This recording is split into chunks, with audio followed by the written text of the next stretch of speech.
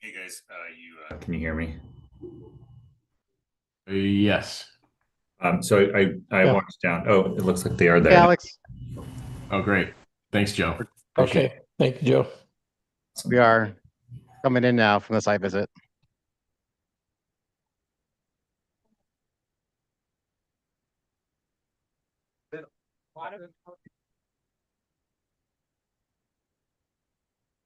All right, I'll get out of the way.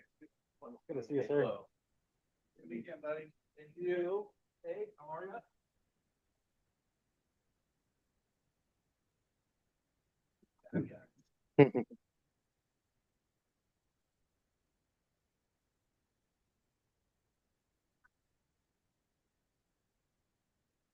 So I'm trying to figure out.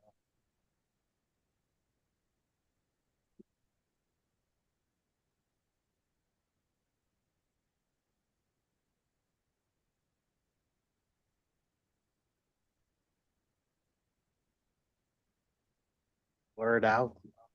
Yeah, we're like that I soft like that. background. Is that the way we see ourselves or the way everybody sees us? We're in practice session.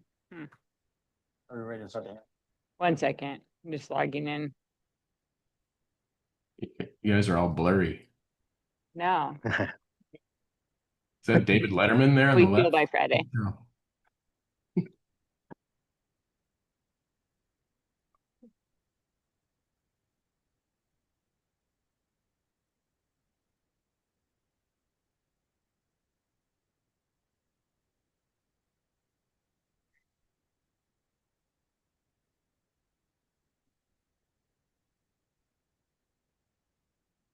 Is that David Letterman? Big hand clearing the screen there.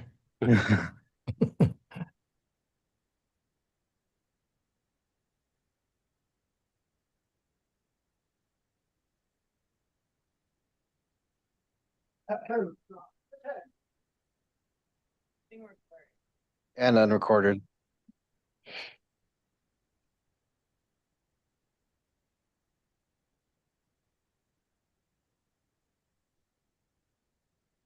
Hey, Bill, I might have to jump off at 10:45.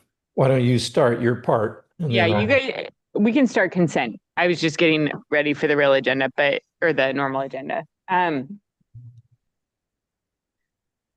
Robert and Alex, do you want to do consent review? Do you mind until Jerry's? Sure.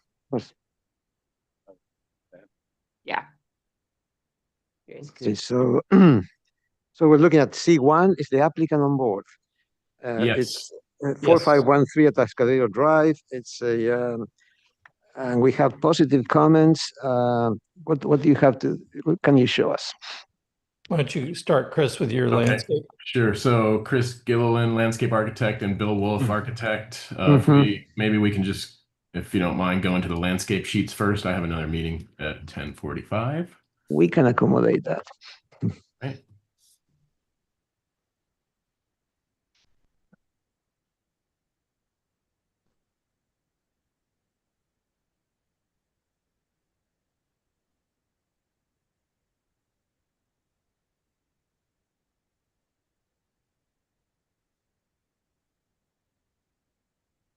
Looks like there's 10 sheets in mine.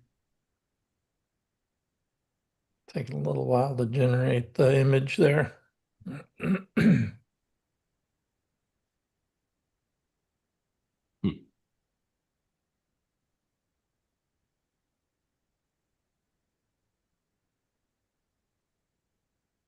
Hmm.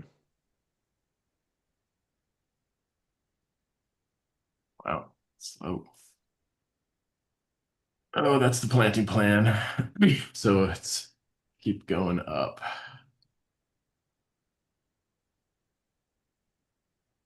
So we, just to kind of give you a backstory, on the back of the property there, we have an access easement for the creek that runs through there. It's really more of a drainage swale because of the way it's been hard banked, kind of sort of a gabion walls, sort of with wire along the border of it anyway.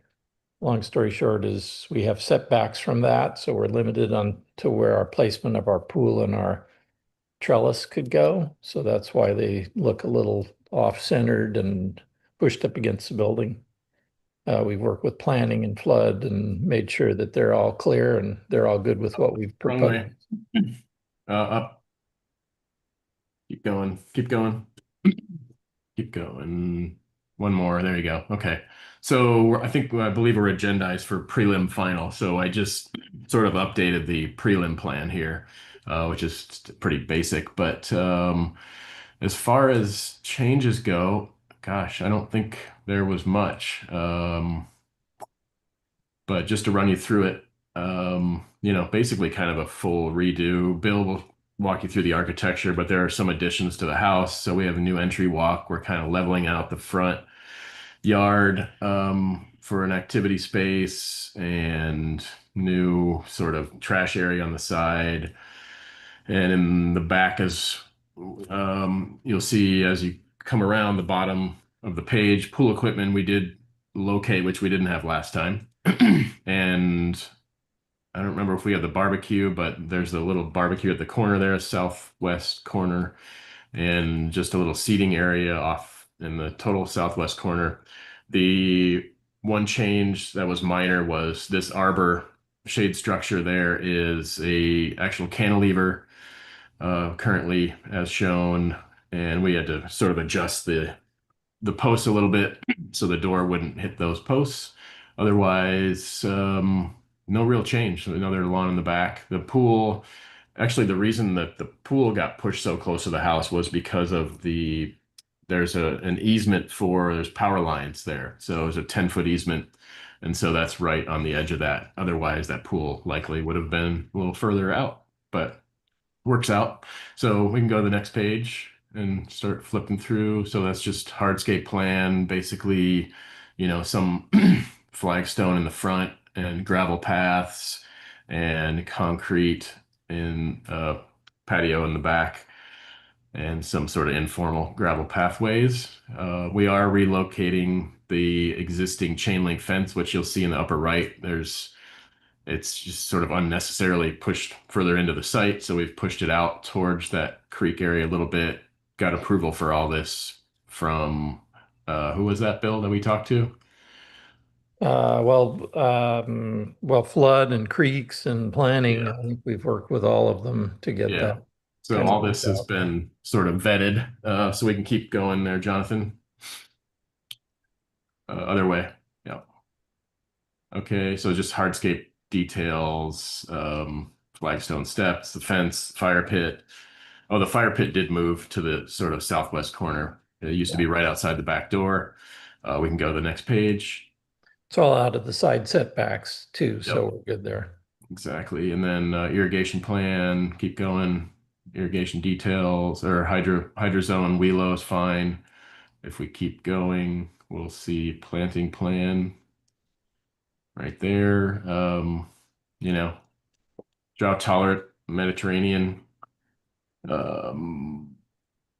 New hedges kind of all the way around.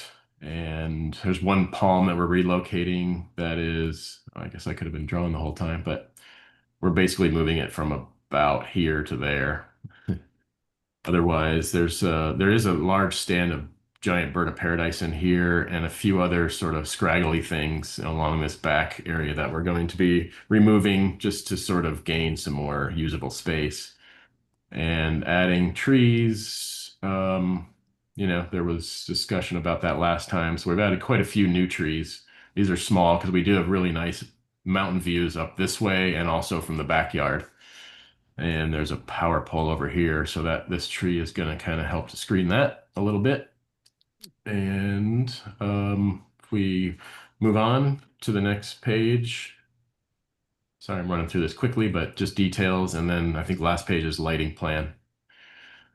So mostly just path lights, kind of a couple. Yeah, those are path lights. And then just a couple down lights in that arbor here. And otherwise pretty minimal step light, for that front step, but and a barbecue light. So that's about it for the landscape. Yeah, so Jonathan, if you go to A11, which is I think like the third or fourth sheet from the front. Can we maybe do questions on the, I guess we Oh, can't. yeah. Never mind. Go ahead. Yeah. Yeah, we We got can. I 15 minutes. really in any really I much. don't have any questions on the landscape. Yeah, it wasn't really anything different that was done from our last submittal.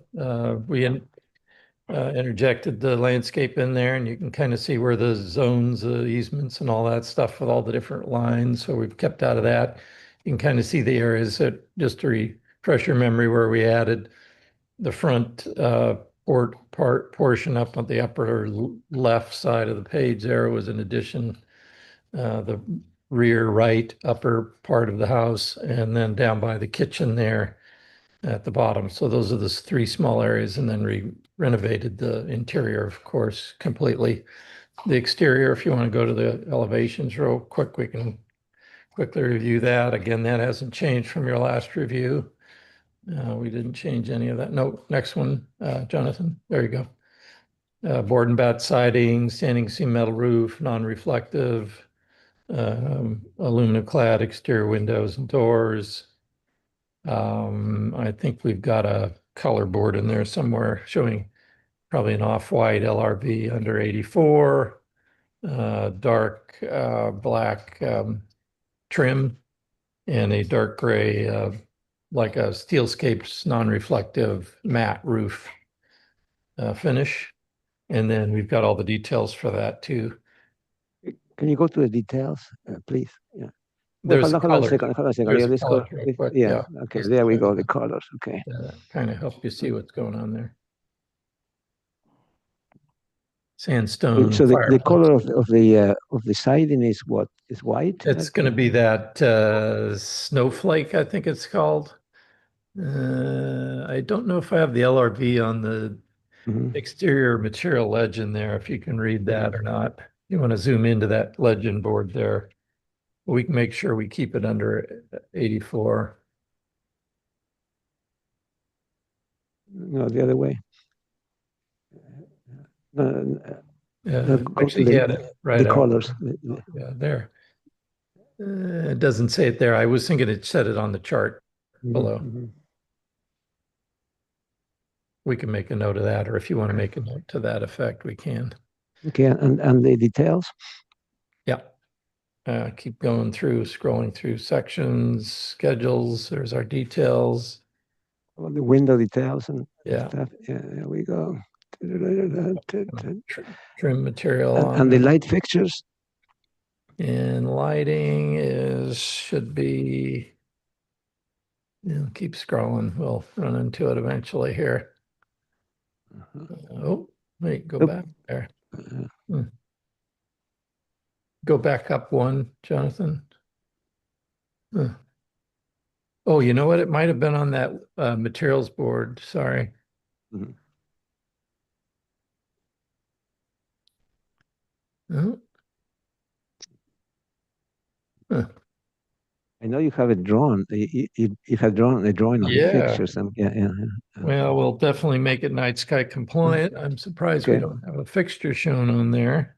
Okay. but And it will be in night the- sky compliant, of course. right? Yeah, Mhm. we can make sure we send that. I could send that to the planner for their approval. Okay. with Just your out of approval. curiosity, in the center elevation, why is that window off? It's not under the the gable, center Oh, on the gable. Minor detail, just a suggestion. well, there's a closet on that side, so we centered it in the room Yeah. Okay. instead of on the wall. Yeah. Okay. Shrub right. Was that? Saying he's gonna put a shrub right there. Yeah.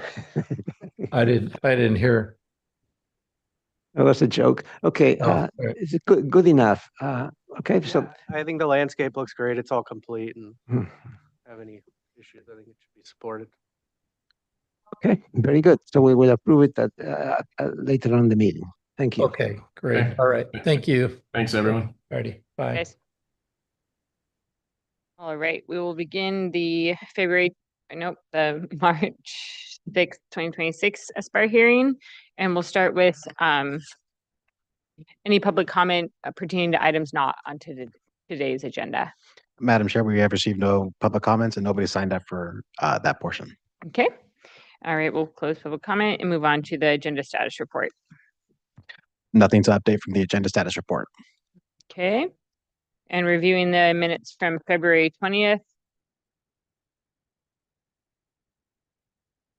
They're not super extensive except for 4.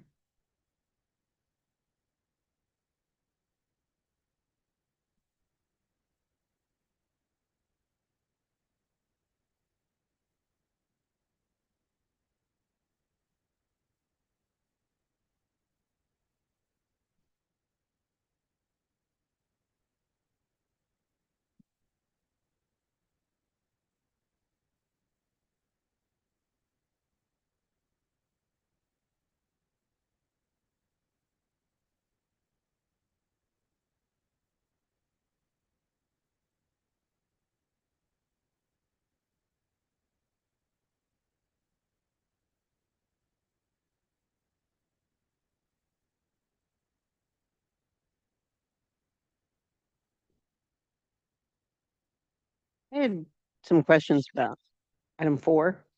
Okay. The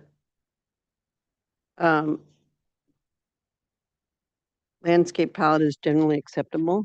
I didn't think remember that's what we saying that. said. No. I think that was like a previous comment, previous meeting before that, and it I don't think carried it over, was- but I don't think it was stated at this one. no. I would just strike it. Because there was concern Yeah. about the landscape palette. And there was the recommendation to hire a professional landscape architect. I think if number 1 could just remove landscape palette is generally acceptable and keep the narrow down plant choices to unify with architectural style, that would be Mhm. fine.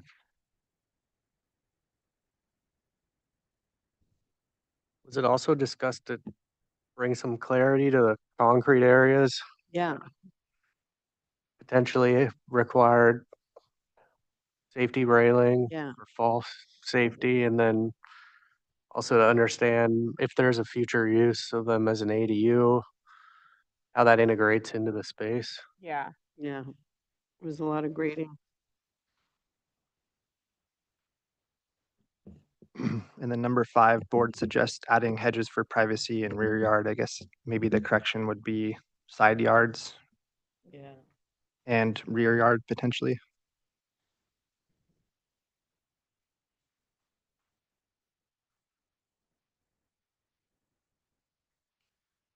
Okay. Any other comment or any other? Yeah, well, maybe item 6 should be tied in to the other comment about railings and illustrating how steps and railings, What about a Will it- requirement for a grading plan? I mean, that was a question at the, yeah, I think all heights of walls and Yeah. should be identified on a plan, so that's should probably be a grading plan. Did we say that in the meeting though? I think we asked whether there was Question of one, If it was Yeah. required. Yeah. because it just seemed like it I was wasn't being trying to remember how addressed. it has to be phrased how it was in the meeting, so if there was a comment on it. I think we asked for clarification of where guardrails would be required. And also for how to, like walls and sloped areas. So, I mean, Yeah. Can I ask a question? Yeah. Item C, interaction with outdoor spaces is forward thinking. What does that mean? I also don't think that we made that comment. So that was, That was I think it was an old, previous. yeah. I Okay. think That it was an Right. old earlier minutes. comment. so delete, about- delete that one. yeah. Okay, all right, thank you. Okay, can I have a comment on item 3, the McConnell addition? Item C, consider reducing number of supports for decks or cantilevering, considering ways to screen view, study ways to screen view of deck understory. I believe this is in the high fire area, so there gotta be some kind of study ways instead of consider. It has to be a little bit stronger. Yeah. Letter C, Yeah, item 3. or, Just reduce number of, yeah, and reduce number of supports for deck or cantilever, study ways to screen views of deck understory. Okay,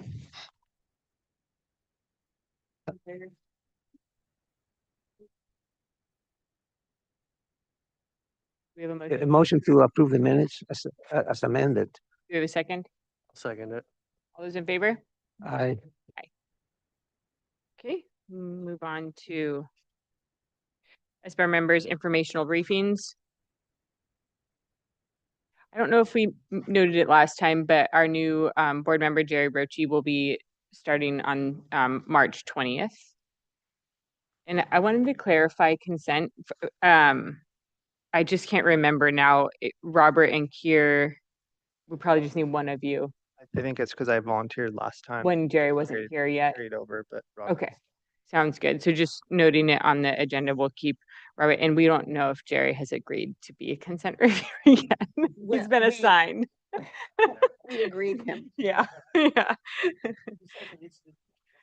a little bit of training. I know. yeah. So it might, So I stay there for like 3 meetings, and okay, then so we'll just see. keep Alex's name on there for a few meetings while Jerry gets integrated into it. So we have one architect and one landscape. Okay. Any other informational briefings? Good, okay. Staff update? Morning, Madam Chair. No updates from me this morning. That's good, thank you. Okay, and we had one consent item that was reviewed. And do we have? Item C1, request by Bob Rednick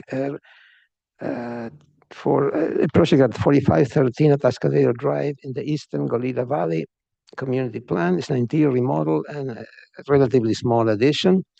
And the architectural and landscape plans were considered acceptable. I make a motion to approve the consent calendar. I'll second that. All those in favor? Aye. Okay, motion carries, and we'll move on to the first agenda item that was also our site visit. So the applicants can come up for item 1. I'll go ahead and start reading the description. You can see, if there was a planner memo in this. No. Okay. Yeah. So item S1, the Nazarian addition request of Edward Osh, agent for Mike Nazarian, here for further conceptual review of a demo of an existing 1,548 square foot single family dwelling and construction of a new 8,979 single family dwelling. There is the existing residence plus a 400 square foot garage, storage, tool rooms of 250 square feet on the property. It's a 2.33 acre parcel located at 455 Toro Canyon Road in the Toro Canyon Community Plan area.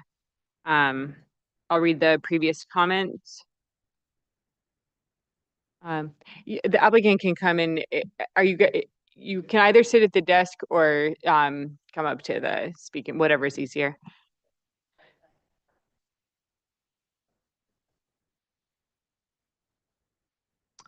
Does anyone want a hard copy? Yeah. I'll go ahead and read the comments. Mass bulk and scale as designed, the board is not supportive of the height exemption to 25 feet because the mass bulk and scale of the building is too large for the location. One member is open to the potential of a height exemption if the architecture is studied further and the overall massing is reduced. Site visit with story poles is required. Restudy massing of stone facade on stairwell walls. As designed, the element appears too large in scale with proposed structure. Board is unsure of long-term plan of site and needs additional context for future potential build-out of accessory development. Study potential locations for future garage. The applicant did a good job preparing for their presentation and documenting the site constraints, simplify the design of the house substantially to be cohesive architectural style. Spanish colonial revival style is acceptable. As proposed, there's too many, a mixture of too many materials, window sizes, and styles, etc. Return with a comprehensive landscape plan that includes plant species, sizes, quantities, and labels for existing and proposed plants. Return with detailed photos of site, including views of the right-of-way from neighboring areas towards the development area. Planner to evaluate FAR study to determine if information provided is accurate. Conceptual grading plan is required. Include evaluation of grading completed in creek as reviewed by a civil engineer. Return this with a site survey prepared by a licensed surveyor that includes existing topography, trees, utilities, and all physical improvements. Okay, you can go ahead and state your name and please focus your presentation on the comments since we are familiar with the project.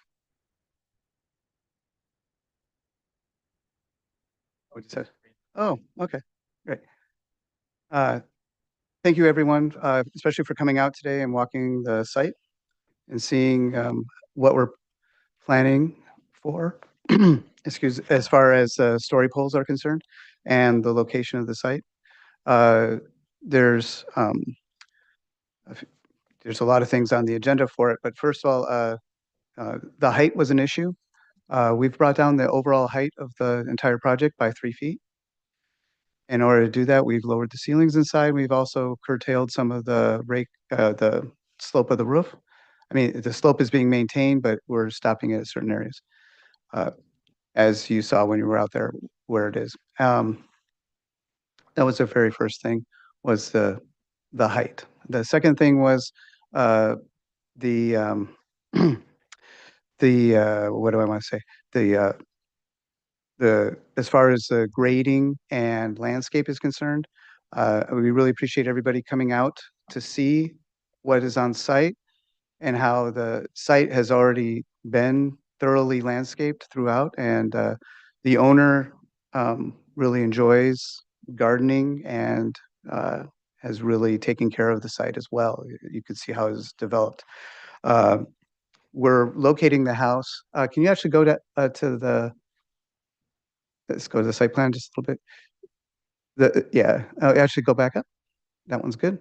You can see we're far away from any of the, let's just say, larger, more mature trees, except for the one on the very corner, which is not protected. So you can see we're staying away from, harming that element.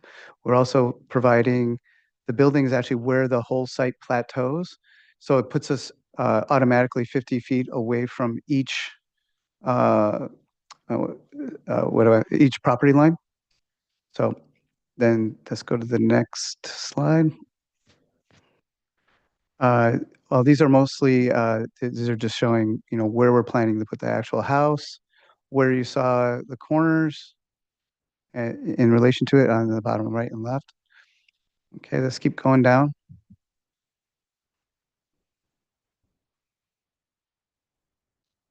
Going. So what you saw on site today was there you go, the roof plan. Oh, no, just stay there. When we saw it on site, the bottom right and the bottom left were the two extremes, and we also had it all the way up to 25 feet when actually there'll be, down to about 22 to 21. So you can see how the house is totally stepped back, and then just quick change in style a little bit. We've also standardized. We heard the board. We went back in. We standardized a lot of our window sizes, brought down the variation significantly. We also removed the stone to simplify the materials per the board's recommendation. And we also took out other larger architectural elements in order to simplify and clean the design. You can see here, we no longer have the stone on the tower, and it's much more traditional. We're standardizing all the openings. You can see all the doors are pretty similar in size. There's only so much variation. And the whole building, you can also see the whole house is also lowered. We still do have that foundation around the perimeter because we do have to have it all on a raised foundation. We cannot have it slab on grade. So this view, why don't we go back up to the views and I'll just explain which. This is the view looking towards the ocean or looking south. I mean west, excuse me. And then let's go to the next one. This one is looking from the side furthest from the street. And this is the side that as you come up the drive, this is what you would see. You can see how the grade continues to keep going up on the right-hand side. So we're nestled down into the site as much as we can, getting away from that rear property line. Okay, keep going down. And there's some additional details with the lighting, and then just keep going. Existing landscape plan, we're keeping as much as we can of the existing. And this is the analysis required for requested from the adjacent properties. You can see how much lower we are from 475 Toro and how much further back and above we are of 2960 Toro. Torito, excuse me. Let's go down a little bit more. This was a LiDAR talking about the visibility. I think actually our visit with our on-site visit really portrayed the visibility without even needing this diagram. I think it's very clear that the limited visibility from the neighbors. Okay, keep going down. And then we get into the FAR, which is the next area that we need to cover and look over. Mike Nazarian's house is on a very large lot compared to all the neighbors. The overall lot coverage were under 15%. I know in this one we're showing the FARs, but we're under 15% for the lot coverage itself. Do you have the next one for lot coverage? No, you don't have it in this side. Okay. Let me see. So we are significantly under. Keep going. See. We saw this last time. Yeah, I saw this one last time. This is showing where we have to build, and we're staying within that. You know, there's all those constraints of different items that all come together. There's the height. Keep going.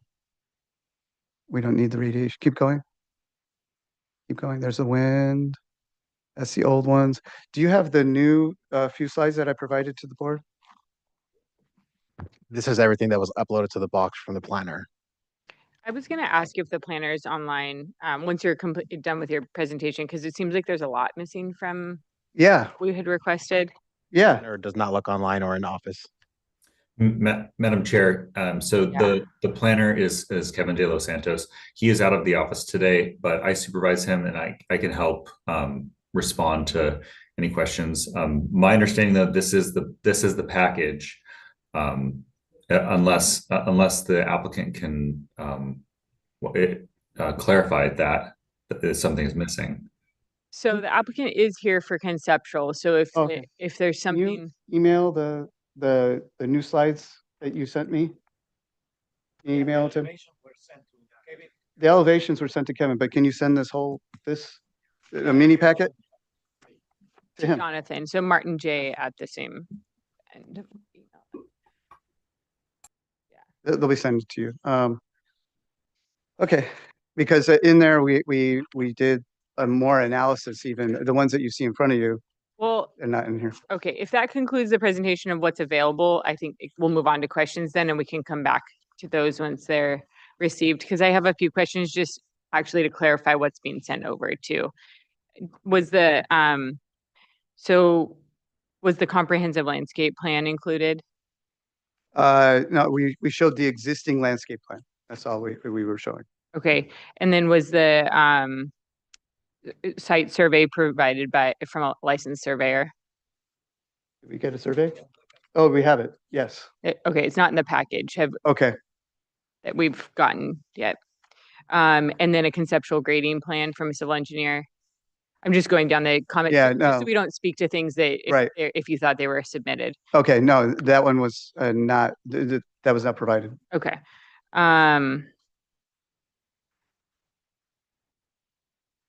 Just seeing if there were any others while we were waiting for the. Is there a civil engineer for the project at all, or is? We haven't brought one on board yet.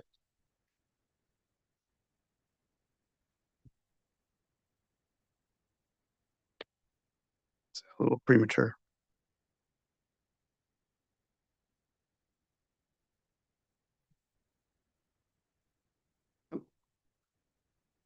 Sending the email over. What was added?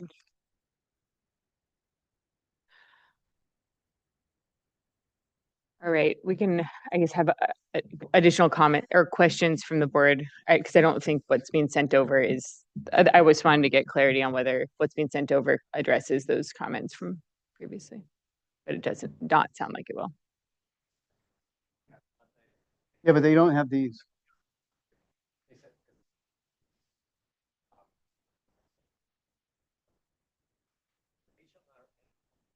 Yeah, you got the elevations right, but these should also be in there too. I don't know why. Those are Yeah, just the let's see if site it's at the end context of this. photos that I think those are in there as a separate file, but I think they were just, or no, that was the story pole file. So that's the only two ones you have? Okay, are there any other questions? Is there any new ones at the bottom? Yeah, we had sent over all those files and they were supposed to be incorporated in. Yeah, you guys sent it, right? Yeah, they just did. Okay.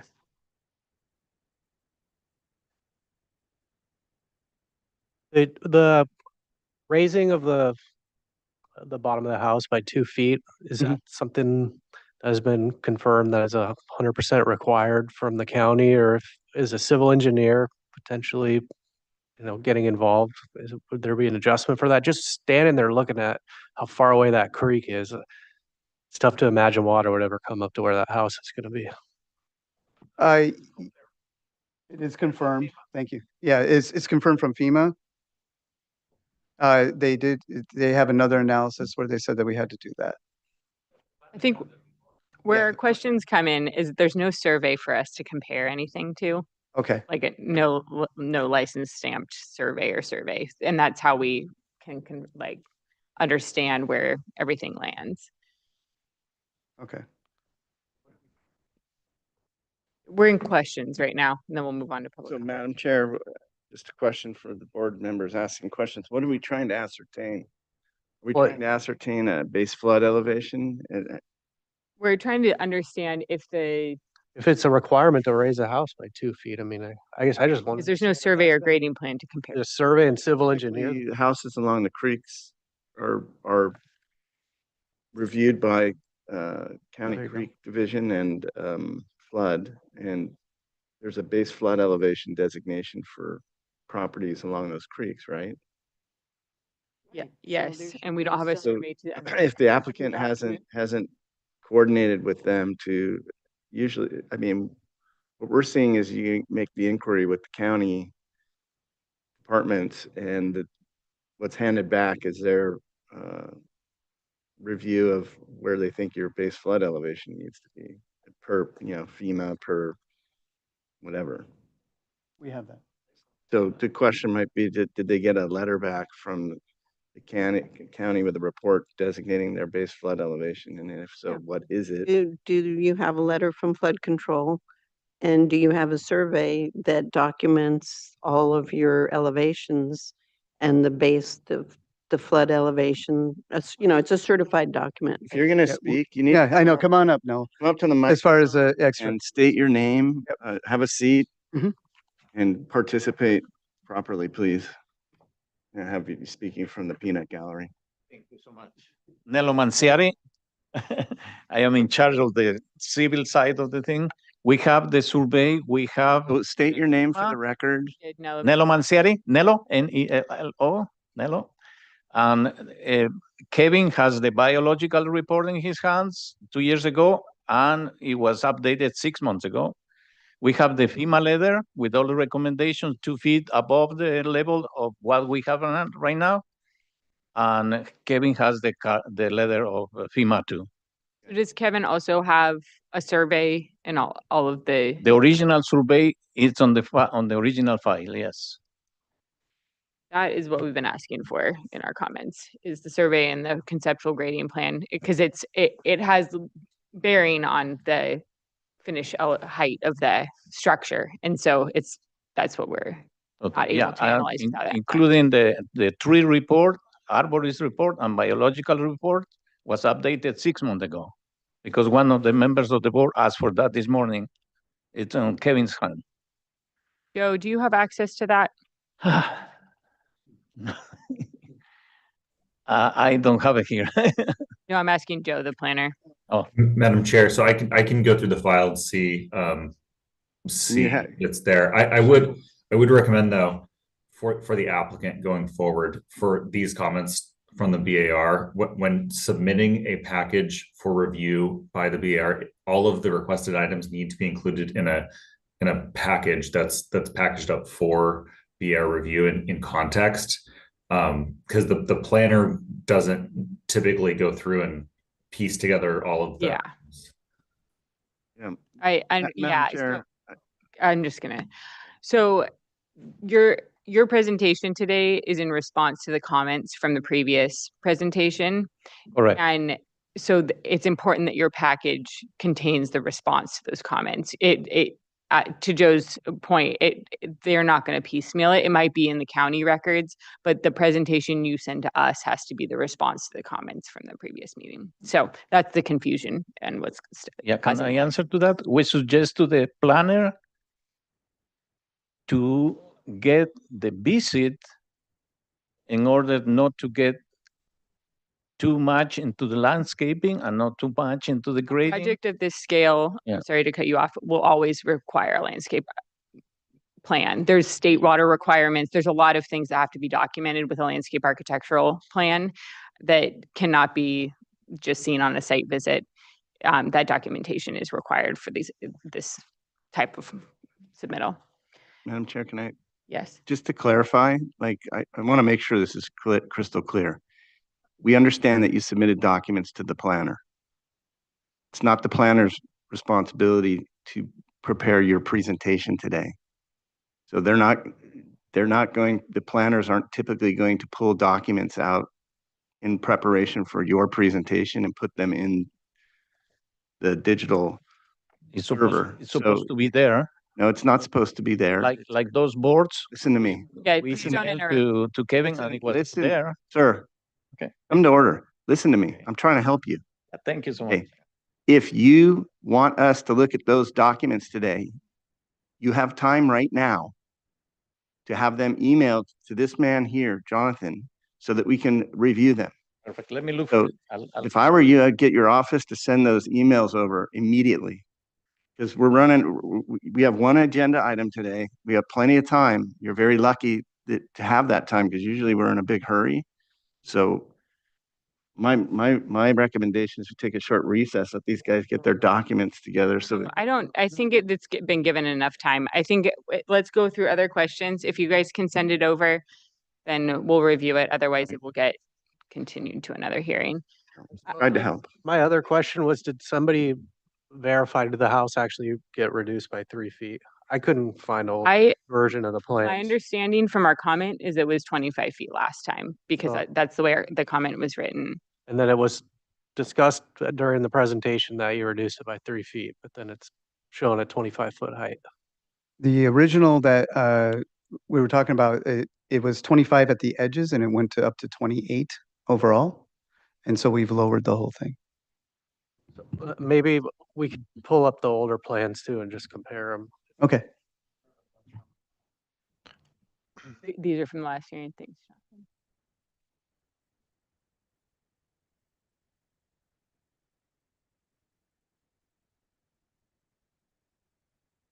Mine's in, oh no, that's the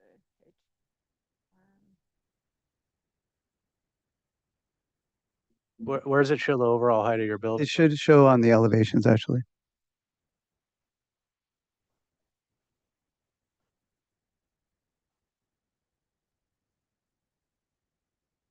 This always comes up as a question and my own brain gets it backwards. Joe, just to confirm, the finish height is measured from existing grade or from the finished floor elevation? Madam Or the Chair. proposed grade? Yeah. So the elevations or the height is measured from the existing grade. Existing grade. Okay, that's what I Correct. thought. So I just wanted to, Mhm. so we need to see a section from the like worst case side from existing grade to the, Oh, that's really old.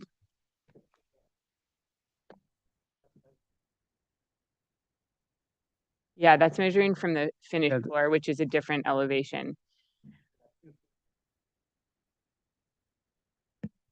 Is it showing 25 there on the right-hand side? Is it just the chimney that's coming up to 28?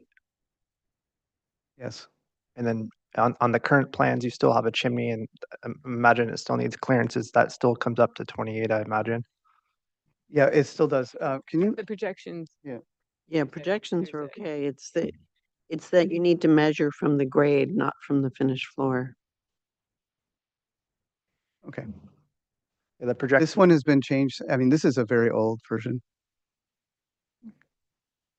Can you show the latest again? Bring it up. Yeah. Yeah, that was, can you go to the elevation?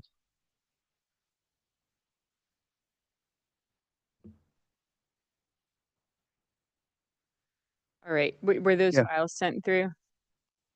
The new files, were they sent to you as well?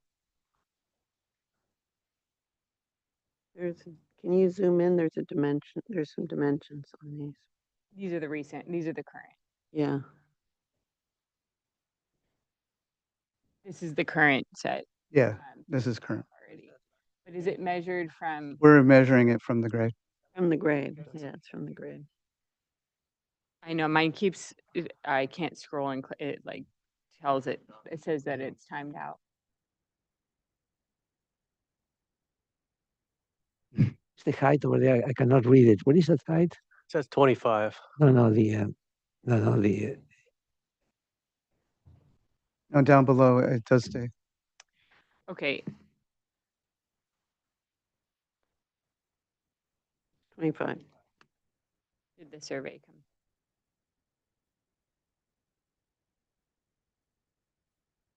Okay. I have a question. In the renderings, you're showing the stair tower as stone, but here it's plaster with a stone skirt. Which is it? The renderings are from the previous presentation we've gotten. Yeah, it's going to be plaster with a stone skirt. We just described it. I have a question. Is there a garage? I see some garage elevations. There's no description of the garage, the size, or where is it exactly? No, that's just the existing, like here is, it's just showing that existing garage that we saw out on the site. The one that's, That you'll keep that. Okay. yeah, we're keeping that. We're not touching it. Okay. Yes.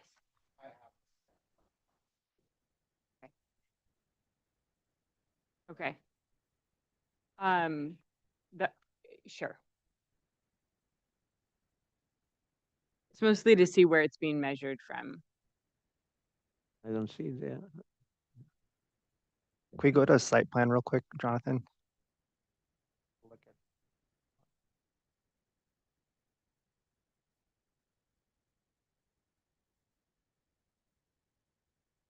Yeah, there's no, it's the Jonathan, old did anything come through for the survey? red yet? thing that's over there. Yeah. That's in the setback. The files are big, or what's the problem? I think it's a connectivity issue because Huh. all the files today have been. I can't either. Yeah.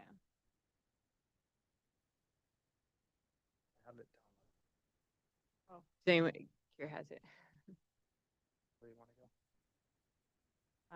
Okay, so is the survey coming through?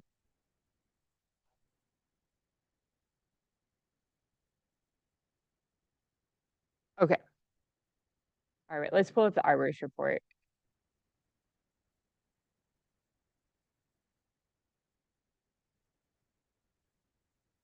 Is there any sort of mapping on the arborist report of?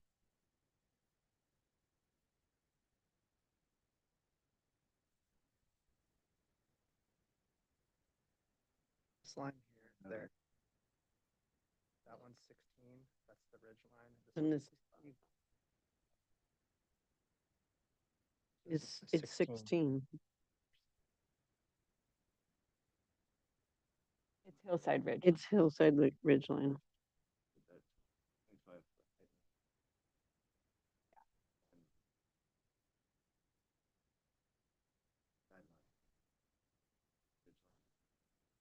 Right. If we can make a finding. But it has to be 25 from the existing grade, and that's what I just want to know what we're looking at. Yeah. Previous review of this. No. Yeah, so now it's tucked under the 20. That's the difference. Well, it Last was- time I looked. It was at Maybe, 25 last yeah, time. potentially. Yes, what it looks like, yeah. Yeah. Measured from, that's your, That's what I'm trying to figure out, yeah.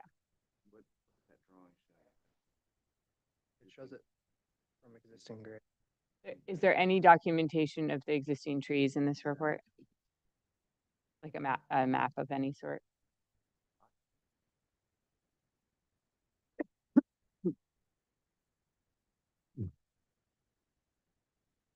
Would you say a 90 page? Oh, Lord. He said 10 and 8.5 upstairs. Yeah, This is what I'm looking okay. for, I think. If it has. This is the- Do I have 11? 11.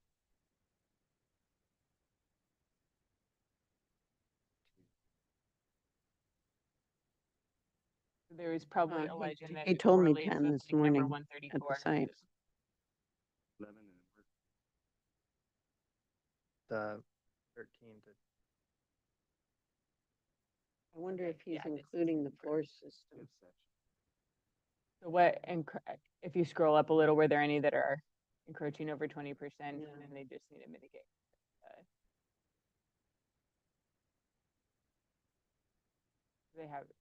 They have some mitigation that they need to do. Yeah, we just need a landscape plan. All right, It's 10 and then he's got a 1-foot floor cavity. And then 9. Yeah, yeah. it doesn't have any of that in it. Yeah,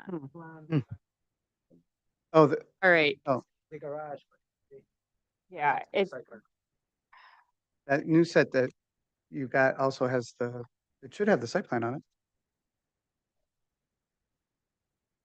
Oh. Let's see, I have 6. the one I gave you? No. yeah, so, did we get the survey in? Okay, I think we should move on to public comment and I think if we have comments versus questions at this point, unless anyone else has any other questions. About the height, I think that was a big deal last time. Mhm. 2 stories. And here you said that 100% of the houses built since the adoption of the Toro Canyon plan are 2 stories. 100% of the houses built since the adoption of the plan, Mhm. 2 stories, and 84% of the properties in the entire sector are 2 stories high. Is that right? Yeah, Mhm. we went through the whole neighborhood Mhm. and this is Ford, right? Yeah, I have the pictures with me. I see them. So the part I don't understand, maybe it's a question for staff. How come all of this, it seems to require some kind of an exception from us? I think there's maybe a misinterpretation. The Toro Canyon plan has a regular height of 25 and then the rural ridge line of 16, or there's an urban ridge line and a rural ridge line. Houses that are generally 2-story, if they were built after the Toro Canyon plan, they did not have the 16-foot drop within 100 feet around them. Otherwise, they would have had to have this exemption.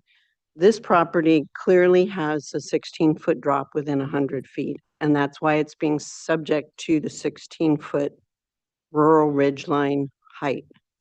So the fact that you're saying 100% of new builds in Toro Canyon plan are 2-story, that's cannot be exactly correct.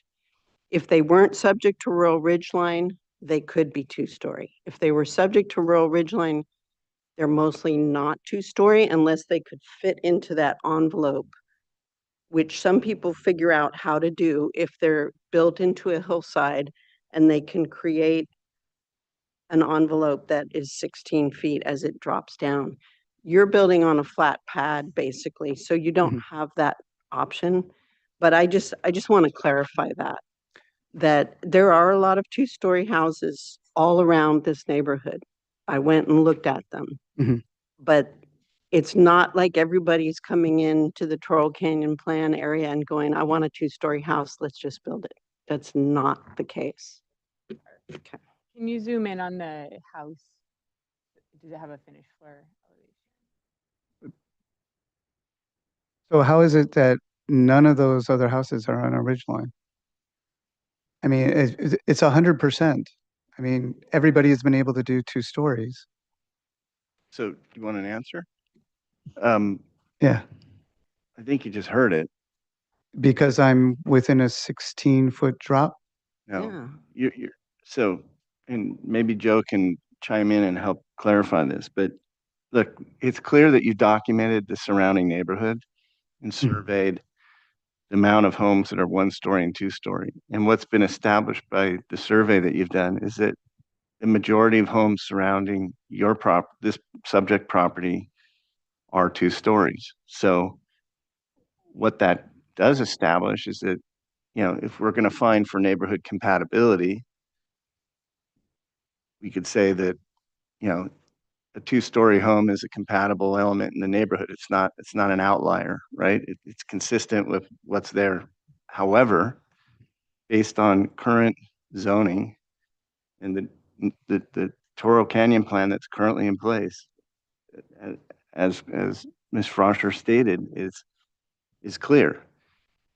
Ridgeline rural properties in this zone are subject to two height limits. One, max height for the zone is 25 feet. That means nothing can go above that. Okay. Properties that have a slope of a drop in, if you measure anywhere in the property, you move off 100 feet, and if it drops 16 feet and 100 feet, then you're subject to the ridgeline rural designation, which means that your max height as a design guideline is 16 feet. And Joe, hopefully you can track what I'm saying and tell me whether I'm saying this correctly. This board has the discretion to allow proposals to be brought forward and reviewed to exceed that 16-foot design guideline if we can make findings. And I think there's specific findings that we have to make, and I'd like Joe to remind us what those are. We cannot find for anything over 25 feet because that's the maximum height in the zone. And there are caveats to the way that the 16 feet is interpreted. One of them is, how we measure the bridge of or the height of the building as it's related to the slope of the roof.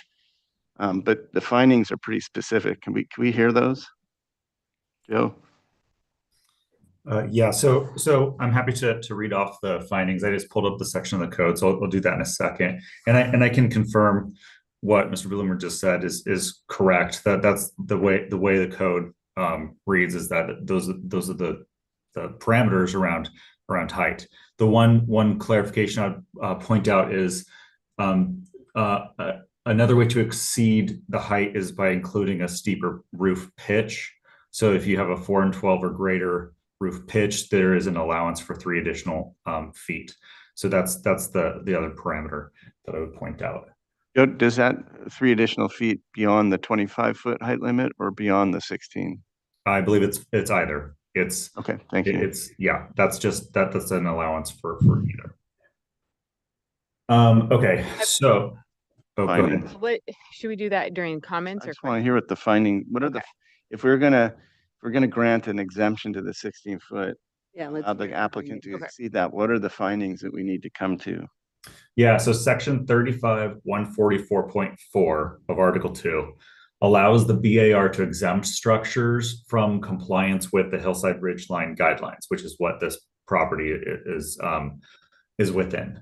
And it requires that you find that it's due to unusual circumstances. Strict adherence to these guidelines would inordinately restrict the building footprint or height below the average enjoyed by the neighborhood. For example, significant existing vegetation, lot configuration, topography, or unusual geologic features may necessitate exceeding the height limit in order to build a dwelling comparable to other structures in the neighborhood. And then there's one other piece where it says, in certain circumstances, allowing greater flexibility in the guidelines will better serve the interests of good design without negatively affecting neighborhood compatibility or the surrounding viewshed.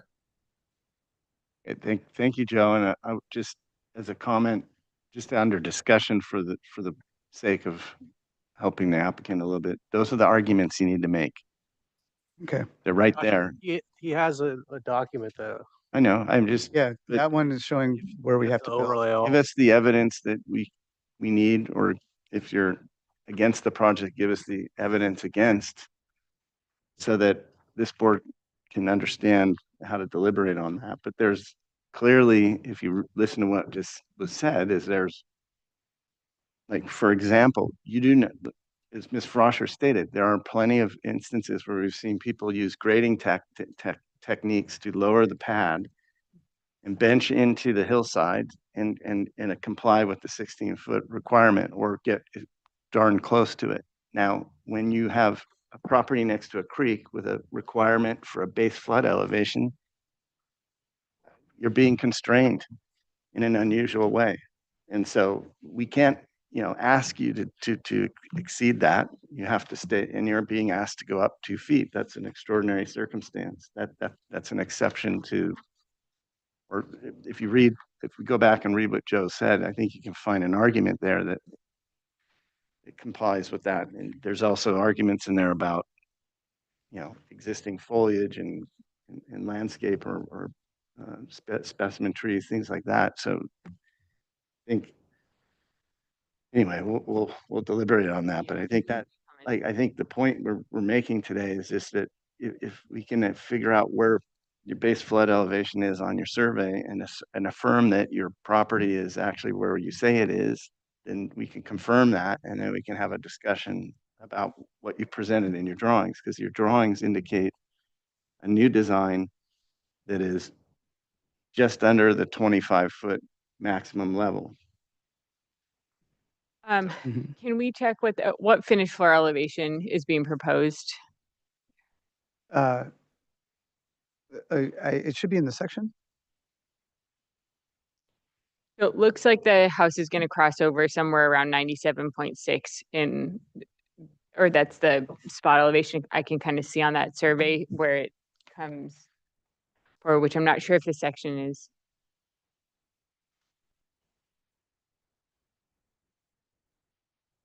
Is it in that? Right there, bud. Right there. There you go.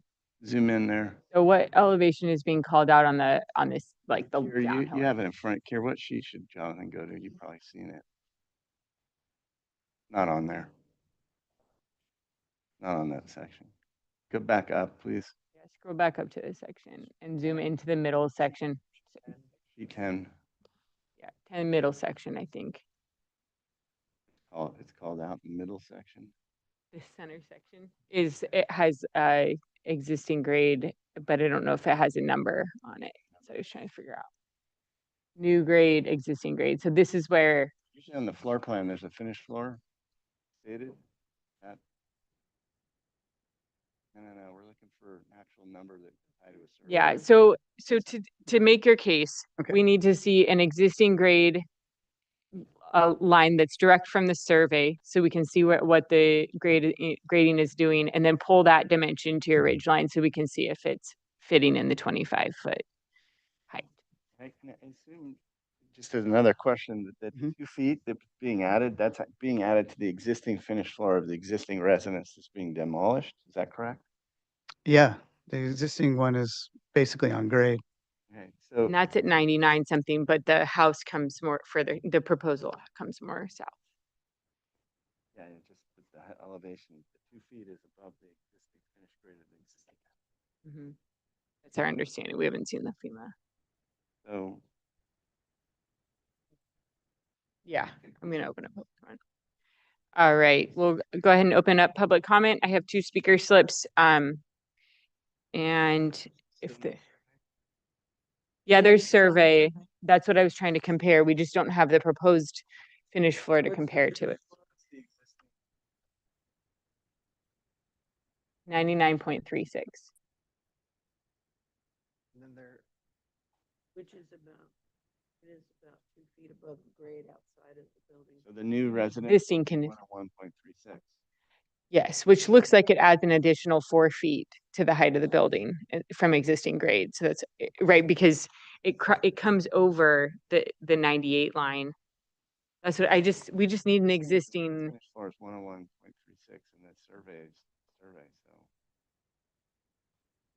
We don't have the proposed floor plan on the existing survey. You gotta overlay the footprint of the house here to see how much it's all elevated down as you go down slope, right?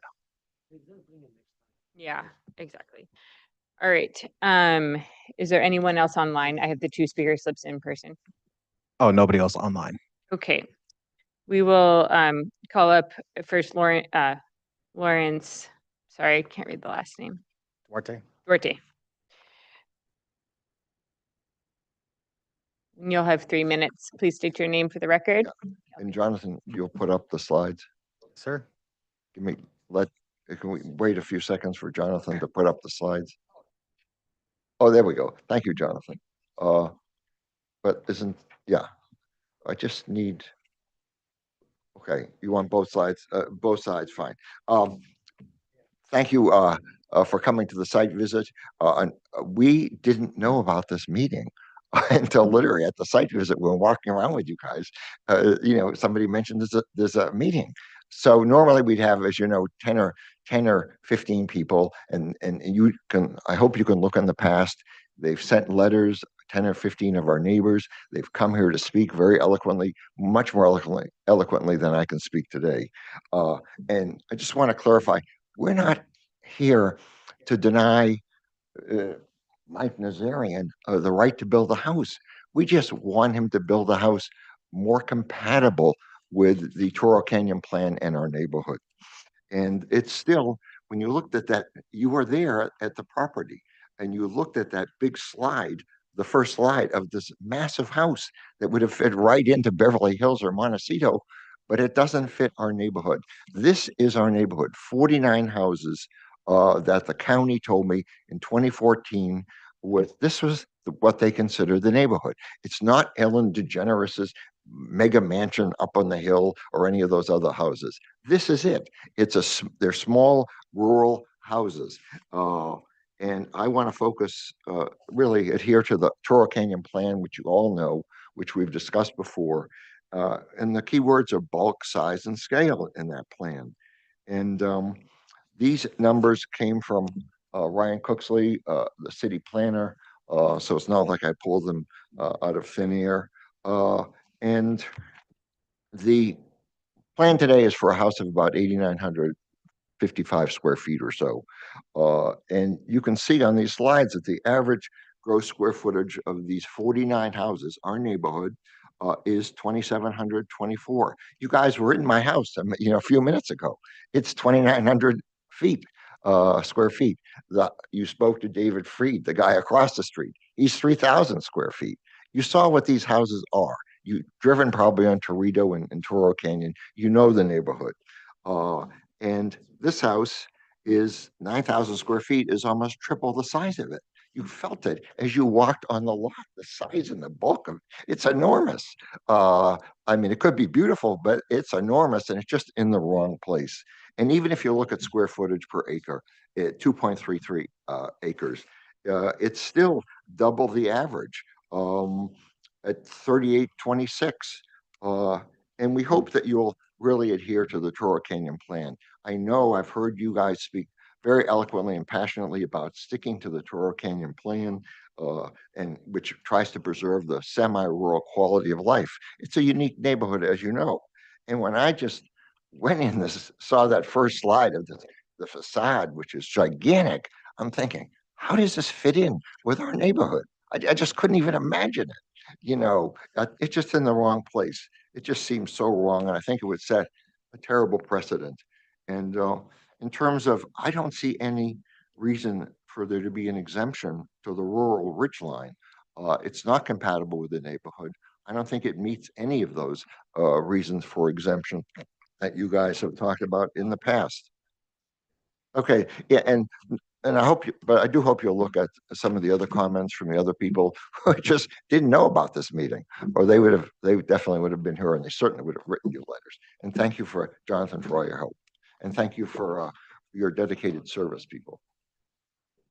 Okay, and next we'll call up Antonia Robertson.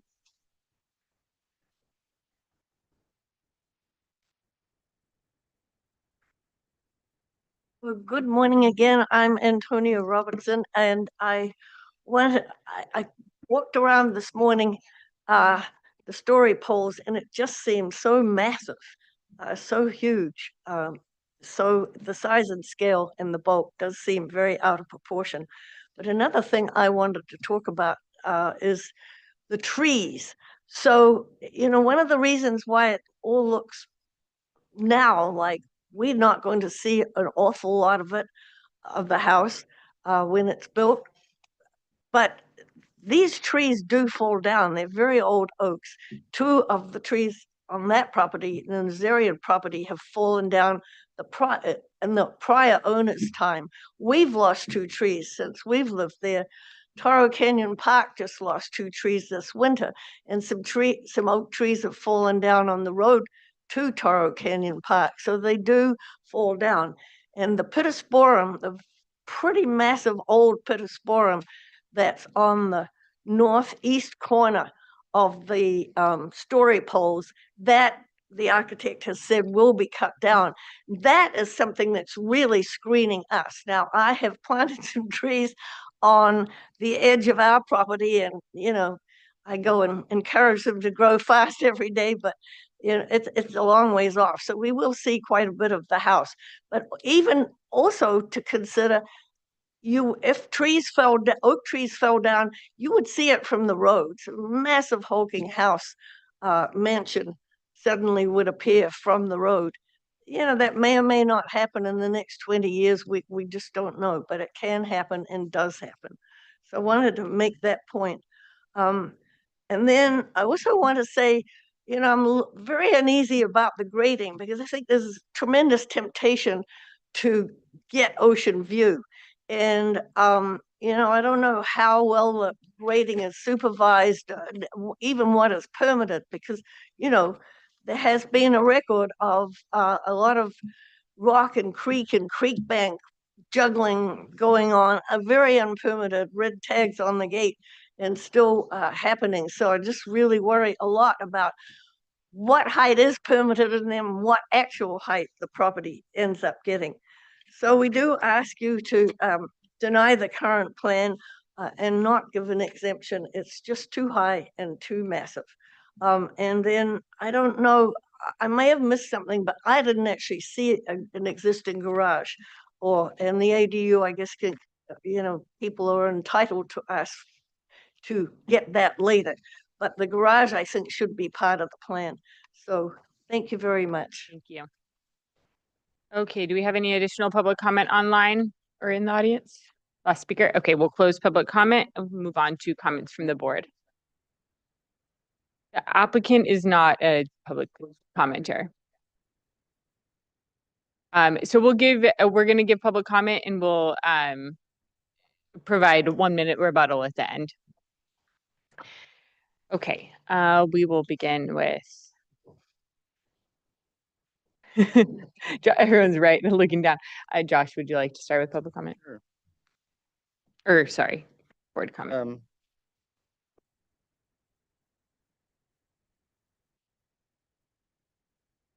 So for starters,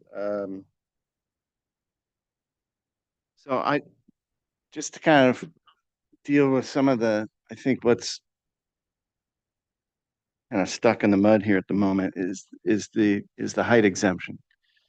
So granted that we can verify the veracity of I think the drawings and the survey need to come together And the next time you come before us, we'd like to see a better documentation of that so we can understand this. Probably it needs to be well documented on the exterior elevations and some site sections to tie the survey together, document, add some documentation to the drawings about what the designated base flood elevation needs to be, and then identify the finished floors, especially the first finished floor, and proper documentation of what the different height envelopes look like across the property. So, but having said that, I'm not going to have any problem finding for a height exemption here. However, because I believe that there's clear evidence of significant vegetation around the property that should probably remain undisturbed, at least at this point, and that could be argued that it could be spread out more, but I don't see that there's a building envelope of any great size here that would allow for a single story residence of any scale that the client's currently proposing. So, and I'm going to come to the square footage conversation in a second here, because I believe there's an argument here about the appropriateness of this proposal based on the amount of square footage that the house has in terms of floor area, right? That seems to be contentious here. So I'll get to that, but even with reductions to that, I still think there's a challenge for this particular property to find itself going beyond this kind of narrow envelope that it has, which is, documented here in some ways, but elsewhere you can see it. There's so there's a kind of a lot configuration that is contributing to that. There's a significant vegetation issue that's contributing to that. And then I'm kind of struggling with this, and I don't know if I have my the code, the section 35-144. It says, due to unusual circumstances, strict adherence to these guidelines would be inordinately restrict the building footprint, yet so on and so forth. But it refers to an unusual geologic feature, may necessitate exceeding the height limit. So I don't know that. Look, being next to the creek and being constrained by an imposed base flood elevation by FEMA or the county, I don't know if that strictly qualifies as an unusual geologic feature, but it certainly does create a geologic feature that prevents us from asking this applicant to use grading techniques and benching and things like that to push the project down, which is one of the best tools in the toolkit for managing hillside, ridgeline, rural, or any kind of hillside construction, in terms of nestling projects or conforming to height restrictions. So, you don't need to answer this now, Joe, but at some point maybe you could clarify how the planning staff would interpret that. I wish the planner was here. I'd really like to see the planner at the next meeting. I want to understand planning's and the county's position on this. If they're not supportive of this project, then a lot of what we're saying isn't going to make much of a difference here. So I need to hear that the planner's behind this project, or if not, what issues they have with it. But if they're currently supporting it as proposed, then I'd like some clarity on how they think we should, how they would perceive the interpretation I just gave there around unusual geologic features. But and I don't know that we have to find for everything in section A. The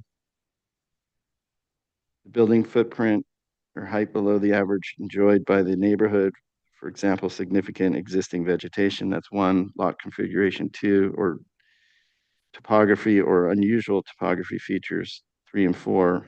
So currently I feel like I can find for a reason or rationale to go to a two-story residence because I think it's compatible with the neighborhood. I think I can find that that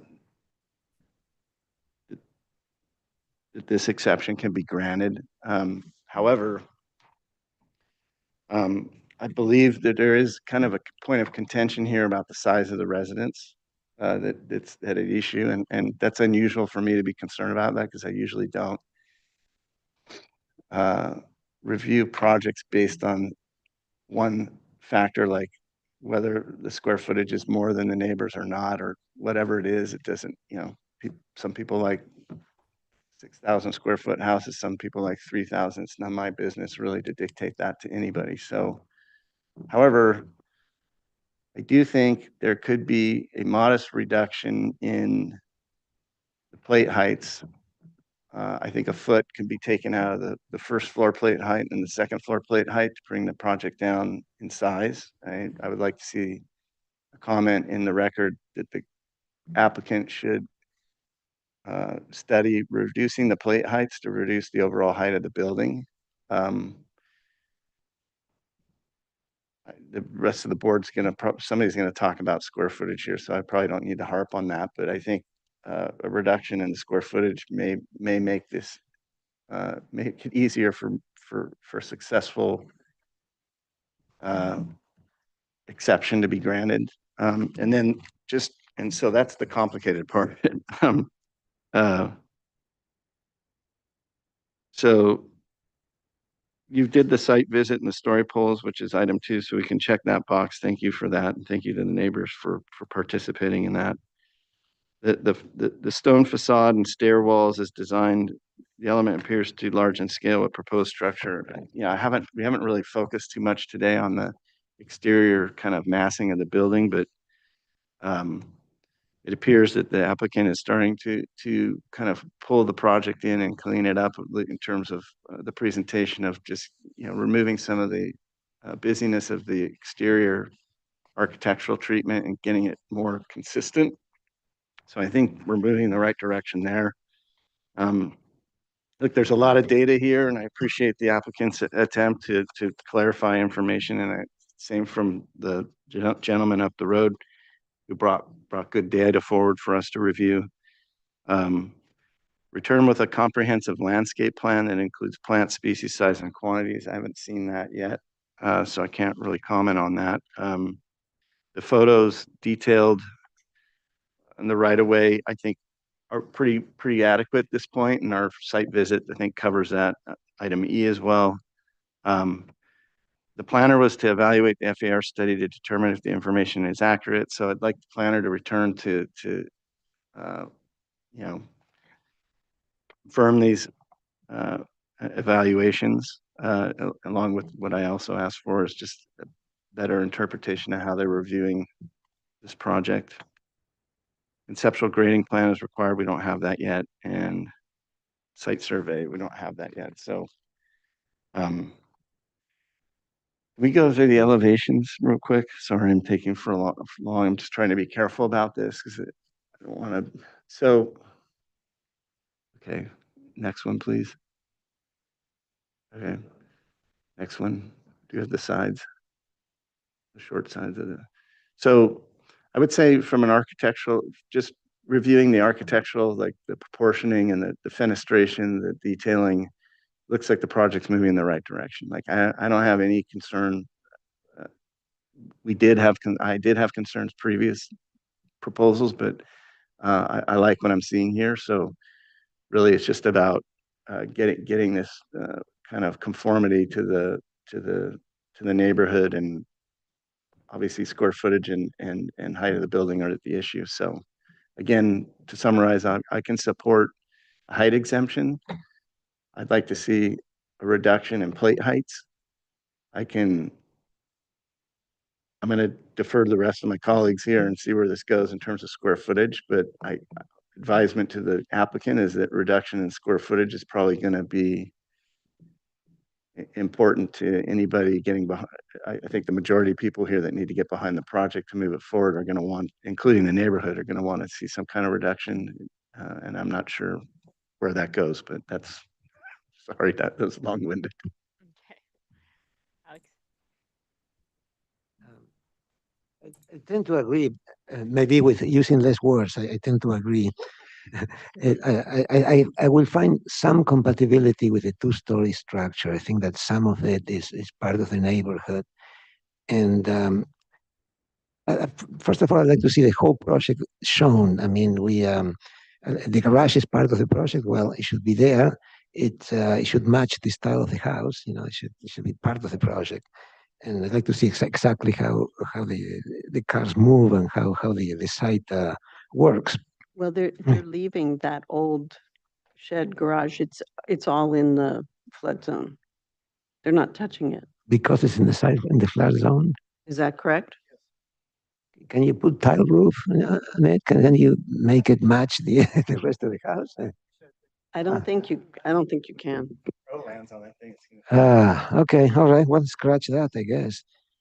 Yeah, I think I don't think that the first floor plate height and a house of 4,000 square feet should drop, but I think the second story is what makes it large.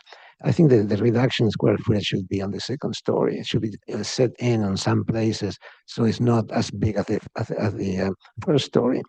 And I understand that how you reach a low height with a basically a flat roof with a little bit of tile around the edge.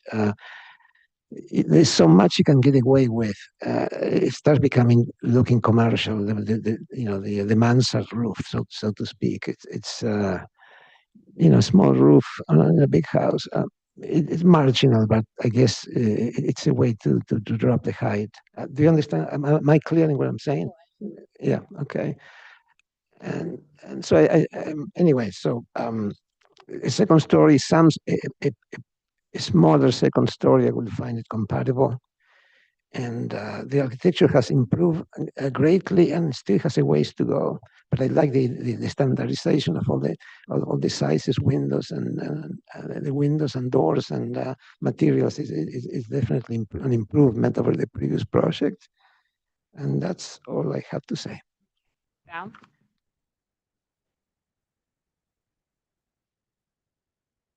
Well, I thought that, as usual, site visits are always really informative for us.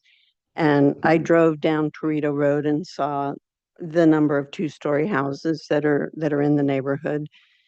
And in terms of finding this exemption, we have two ways or two things that we need to focus on. One is whether you get to enjoy the benefit of others in the neighborhood, and the other is or the limitations of your lot that are keeping you constricted. And then the other is for good design. And I think that you can argue for benefits enjoyed by others in the neighborhood, but perhaps not at this scale. So that goes to the square footage, that it is still massively big. And yeah, you have 2 acres and other people have 1 acre, but it's not like you're on 5 acres or 10 acres. 2 acres is not a huge property for a 9,000 plus square foot house. And then I do have struggles with the mansard roof. It's a method of trying to keep the height down. It is a commercial type of roof. Looks terrible from above.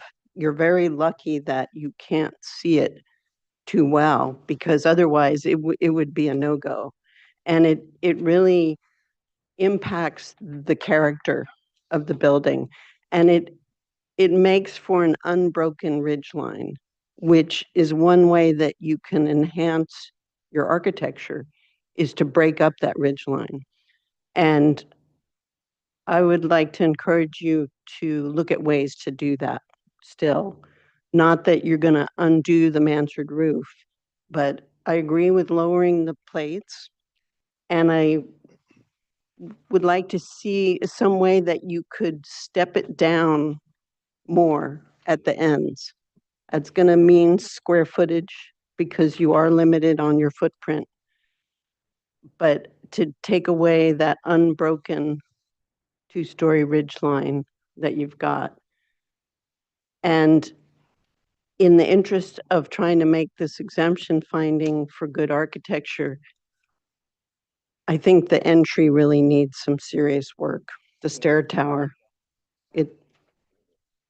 it's just a big, massive wall that's kind of out of proportion with the rest of the building. This elevation feels more modulated with different roof lines until you get to that elevation of the stair tower. So, and then just going back to the site section idea and coordinating with the survey. So it's a site section that really includes the whole site, right? You're following your contour lines down to your property line and up to the back property line and putting the building within it and then showing that window of where you're exceeding your height limit there. You know, I appreciate how much you've worked on this. Clearly, you've got all these exhibits and spent lots of time documenting everything, and we do appreciate that. But again, just to clarify what that rural ridge line is, you are in that with the 16-foot drop. You can stand at the front of your property and it just drops right down. So that causes us to really examine how we're going to exempt it and how you're going to keep enhancing your architecture to make it exemptable. And I was, at the end, I was noticing a sycamore tree that was just really hacked up. And I thought, oh, it's down on the road, but it's actually on your property. So I really would like you to be guardians of those trees. It's a huge sycamore tree. And, you know, along with the oaks, you've got a full riparian corridor there along that western side of your property. So, I was struck that you're well protected view-wise from the general neighborhood. Down on the Torito Road, you can't see too much. Toro Canyon Road, you can't see too much. Some of the houses up on the opposite side will look down on you. They may get views of your mansard roof that won't be great, but generally you're really well screened. And that's also something that we pay attention to. Madam Chair, just quickly before we move on to landscape architecture, Valerie and Alex,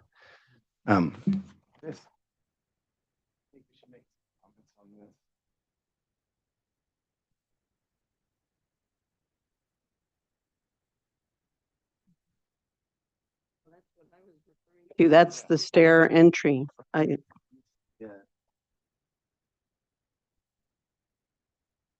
A little bit of an odd condition that, but perhaps we have some clear commentary. Yes, it's the big stairway. It's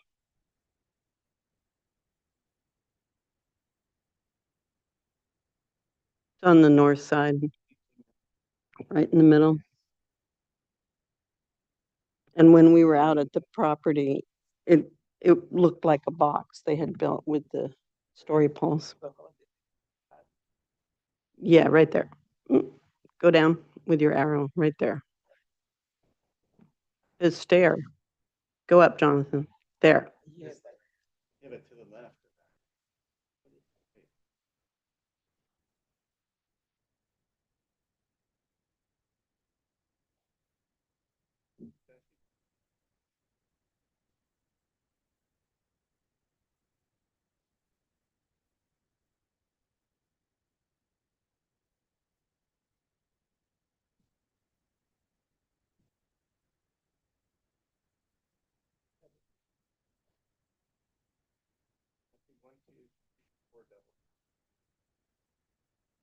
Looks like a bedroom.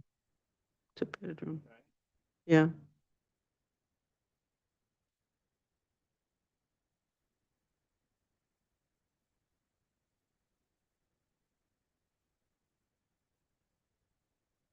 The tower on the right, so it's the, yeah. that one. Yeah, That's the side view. but there's windows in the floor plan going to a fountain, and this is,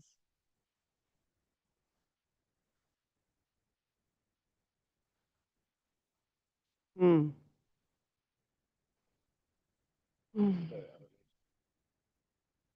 Yeah, where's the north elevation? Where you're looking head on?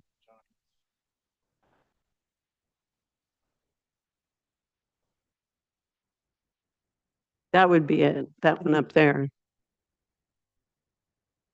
So it has three.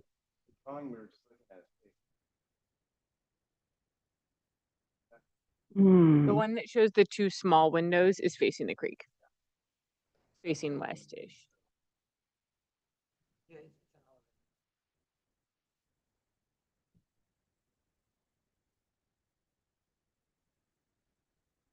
It's right at the entry.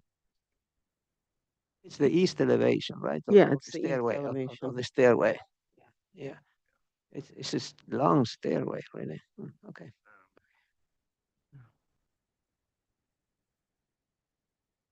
That's for them to figure out, but it needs it. She made a comment. I to did. rescind it. Yeah, I think it's architecturally struggling. All right, here. Okay, yeah, I agree with a lot of those comments. I think the site visit was really meaningful. It's such a beautiful property. Really could see, you deserve to build a house of your dreams and for multi-generations. So I hope you do pursue that and you continue to do that. I think what struck me most, just being on the site, is the scale of the project, the scale of the house. It changes the whole character of the property. And then beyond that, I think, we're talking about the Toro Community Plan, which is kind of what we generally reference for projects in this area. And I think just regarding size, bulk, and scale, there hasn't really been a meaningful reduction in the scale since the last previous 3 meetings that I'm seeing. I think that the architectural improvements, it's been greatly improved since the original plan. And those are kind of more aesthetic things, but again, I think just the precedent of this building in this neighborhood is not really a good one to set. I think we look at buildings, very site specifically, so we can make findings about height limits, and I'm not against making an exception to buildings to have a second story. I think that should be site specific. So I think there's still opportunity to do a second story on this property. You have beautiful ocean views, so I can see why you would want a second story here. But I think the findings about the constraints just hasn't been made very clearly during the presentation. I think the one thing you guys have is, the floodplains are forcing you guys to come up in height. So I think that's a variation that would be pretty easily to make, is to add, that elevation to whatever you guys are proposing. I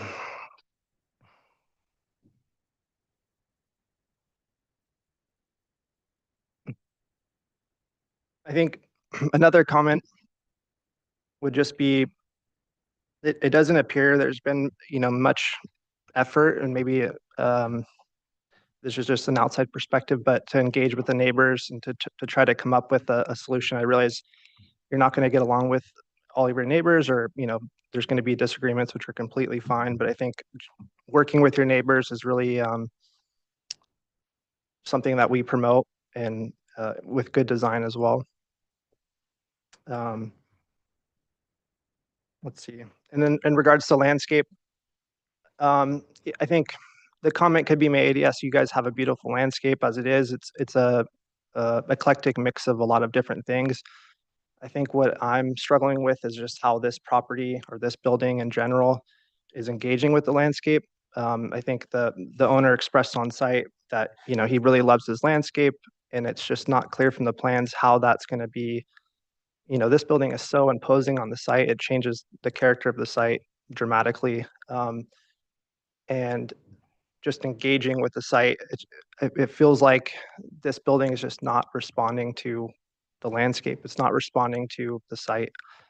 And so I think just having a landscape plan, I realize you mentioned you're at a certain point with conceptual, you don't want to get too far down the road with a landscape plan, but I think they really work hand in hand here, especially for this site. So I think it's going to be meaningful to have that landscape plan and an overall site plan that makes sense for me to kind of get on board with this, but those are my comments. Thank you. Right, Robert? So I'll pick up kind of where Kier was covering here, which is that the house really doesn't feel like it responds to the space around it in terms of the existing trees and the slope. And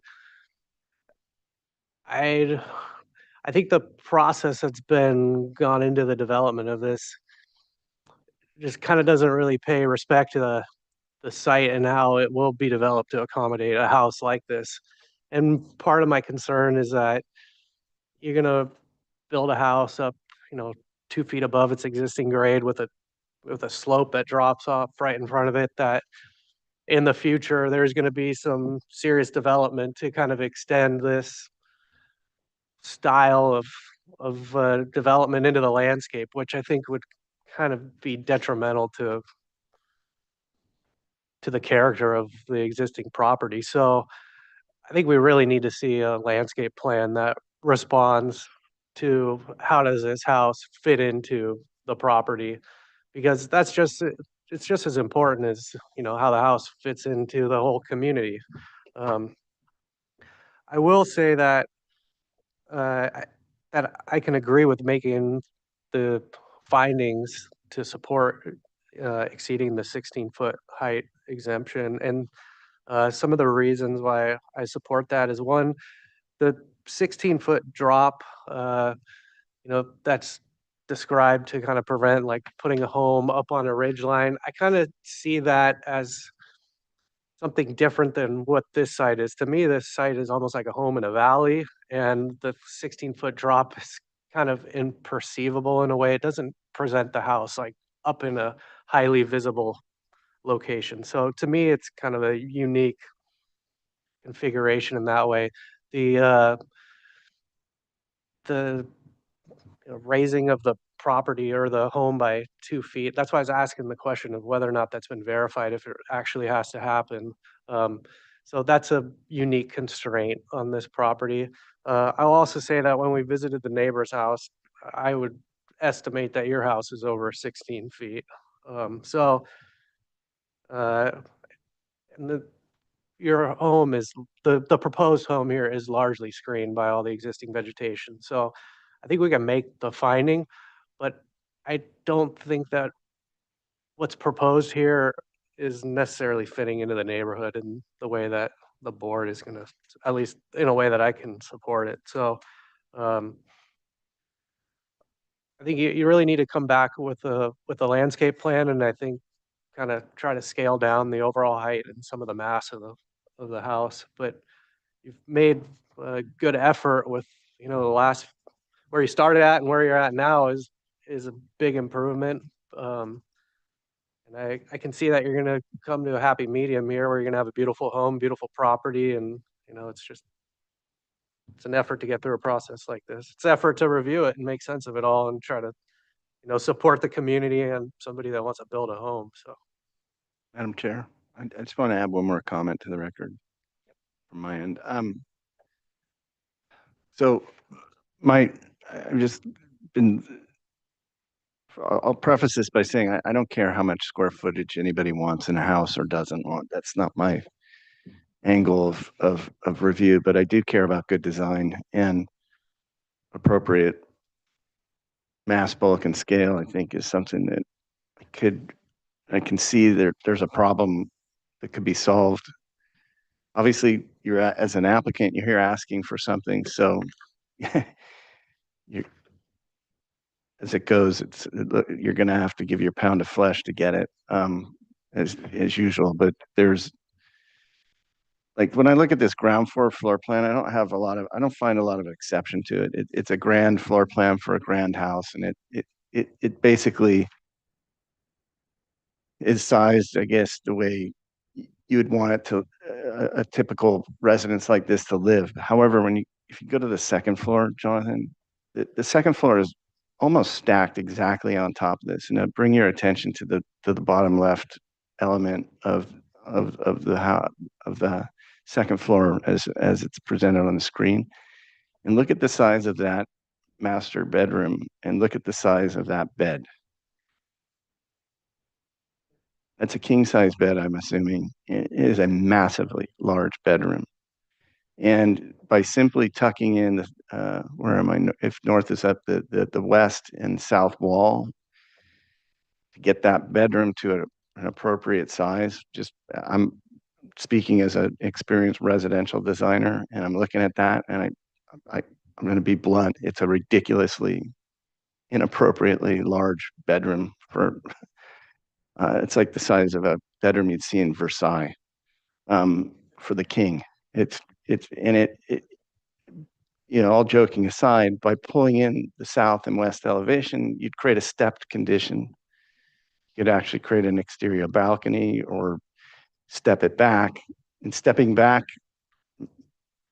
the second story from the first story is a good tool in the toolbox for any good designer to reduce the mass, bulk, and scale and create a better looking design with regard to height, right? So also draw your attention to the hallway. The hallway as it reads in the plan, if I'm not mistaken, is 16 feet or 15 to 16 feet wide. That is a gallery. You could have a dance party in that room. It is like, as a hallway goes, that's a lot of space. The bathrooms and closets seem appropriate, but the other 3 bedrooms or rooms on that second floor, the one to the immediate right of the one on the bottom left, is also enormous. So it's pretty suspect, like a 10,000 square foot 4-bedroom house. I hope the owners are being led properly by the designers. I don't have any confidence looking at this that the owners of this house understand how inappropriately sized these rooms are. And I think, as an architect speaking to another architect, you should do a better job. This is weird. Okay, so I agree with the positive and constructive comments. My comment was mainly going to be about the second story. I think there has to be some more effort. Currently, the plan is not acceptable from a size, bulk, and scale perspective, and I also think that the height exception could be defensible in this constrained site, but there has to be some effort to have the house respond to the site and those constraints. And right now we can't even analyze if they're responding because we don't have the information shown in a way to understand that. Like, how is the house intersecting with the site? And that's my other comment, is that a project of this scale isn't going to get designed or built in a vacuum of just that structure. And it's our job on the board to review the whole property development from the aesthetic point of view and size, bulk, and scale, neighborhood compatibility. And without being able to understand the actual site planning, we can't understand. It does look like you're building a house in a vacuum, and this house, to build it, is going to have massive impacts to the site. And it's very apparent that the owner loves the gardens, and there's really cool specimens that I was like thrilled to see on the property there. But all of that will be impacted by the construction of a 9,000 square foot house. And so we need to understand how the site is going to get put back together and how it's going to be, what additional hardscape is going to be needed, any other structures that are accessory structures. We have to be able to understand all of that in the context of this house development. And so I think that just add one more comment, just regarding the garage. I think it was expressed last time in a comment that it was just didn't feel sincere that like the garage currently, just from the site visit, it's falling down for lack of better words, you know, like the roof is falling down. It's hard to see how there's not going to be a proper garage servicing this house, or that this house will be built directly next door to a dilapidated garage. So I don't know if that's something that's not, it doesn't seem like it's proposed, but I think to a point, yeah. So I think just to the point about the site specific, or, you know, the context of the building and how everything's going to be disturbed. It inherently just takes additional structures and site development to live in a house of this scale, and we just need to be able to see the full picture. I'll also just note as a smaller comment, I don't take any exception with the pittosporum going away, but I do want to see the proposed landscape plan, and the oaks to the north of this proposal are very important for the neighborhood screening to this proposal. And it's hard to know when grading happened and what grading has happened, but the soil level against the trunks of the trees is really high for the health of the oaks. And so I would propose, if you're using those as part of your argument that the structure is screened, that you really get an arborist out there and look at what you can do to keep those trees in the best health they can be in, because it will eventually be to the detriment of those oaks to have the soil up that high against the trunks. That's side note as a landscape architect. But, anything else from the board? So this project is here for further conceptual. Anyone? Yeah, it just continued to, I guess in summary, I think I'm going to go through the comments briefly, because I think part of why we can't move this ahead is because we don't have a lot of the documentation requested from the previous comments.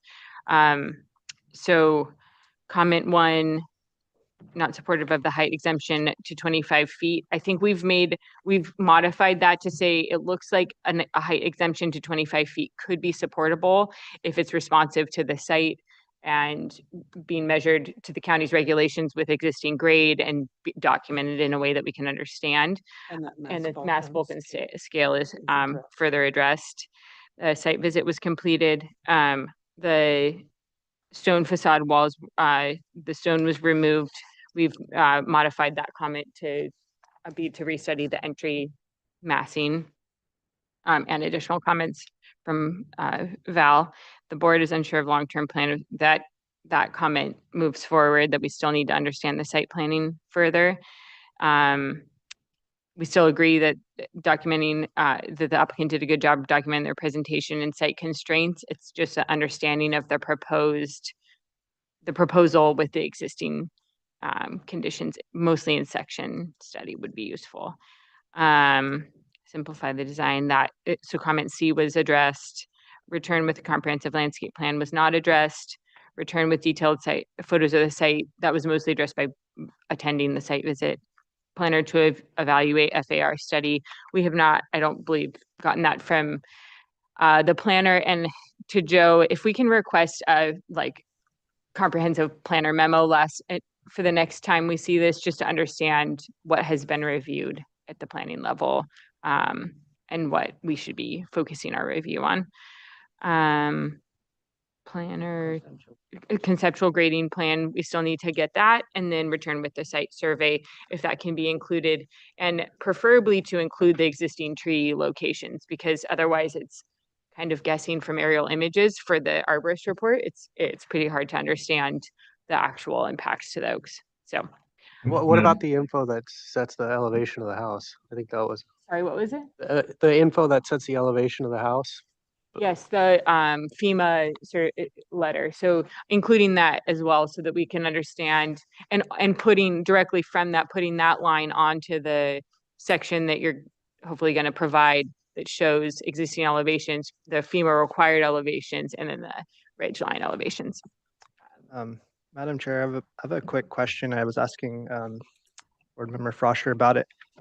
This is their 4th meeting, and just for the applicant's information as well as mine, but are we limited to a number of meetings Not to my knowledge, unless it falls under one of the SB applications, SB 330 application. But So, Joe, Madam do you want to comment Chair, on that? yeah, I'd like to, there are a few things I actually wanted to chime in on really quickly. Okay, so for the last question, yes, even though the applicant has not submitted an SB 330 vesting application, even a single family dwelling does have some protections under that. However, there is an existing single family dwelling that would be demolished, and then this is a replacement, so it's not a net new.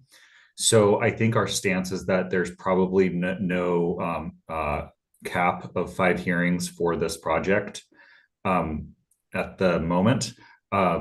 Even if there was, though, that cap only starts once the project application is deemed complete. And I don't believe this project has been deemed complete quite yet. So I don't think we have to worry about that. The other thing I wanted to point out was, so Josh had asked about the staff stance on the findings about the exemption for the height. And I think so. Staff has no issues with the request for the exemption to the hillside ridgeline height limitations, as long as the board is comfortable with making the findings. Staff has reviewed this project in depth, and we've relayed feedback to the applicant on a number of issues. It is not ready for approval. There are other components of the creek work that has to be done, and that's supposed to be done separately to move forward faster than this rest of the development application for the structural development. But in general, we aren't seeing major red flags that would prevent this project from being approved. So as long as they continue to work through this process, we do see that there is a path forward.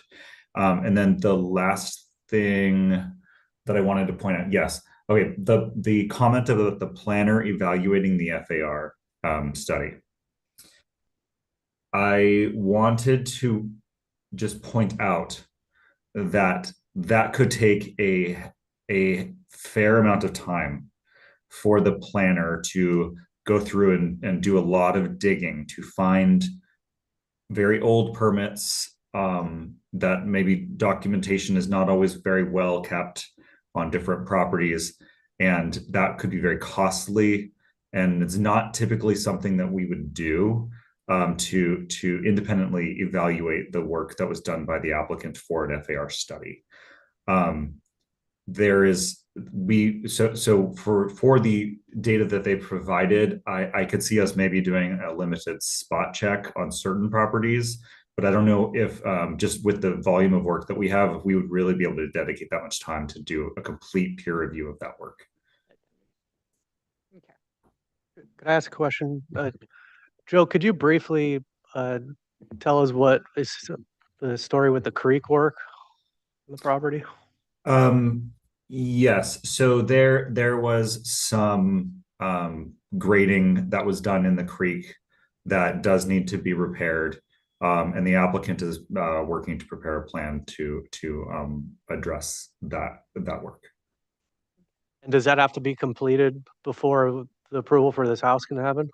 No, it does not need to be completed, but it does need to be either approved. The coastal development permit needs to be approved prior to this permit being approved, or in combination with this permit being approved. So the planner is working very closely with the applicant team on that, and we'll keep you apprised if there are any delays in the processing of the. That's probably even more of a reason why it's so important to have a landscape plan as part of this, because all these pieces come together. This is like comprehensive site planning that needs to be done for this property. That's right. Okay.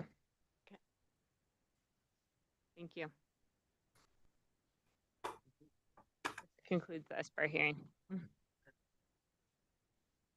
Yeah. Okay. All right, we are adjourned. Thank you. Oh, sorry. Did you want to get? Oh, yes. I did promise a minute rebuttal. Yes, you can go ahead and have your minute. Meeting not adjourned. Oh, yeah.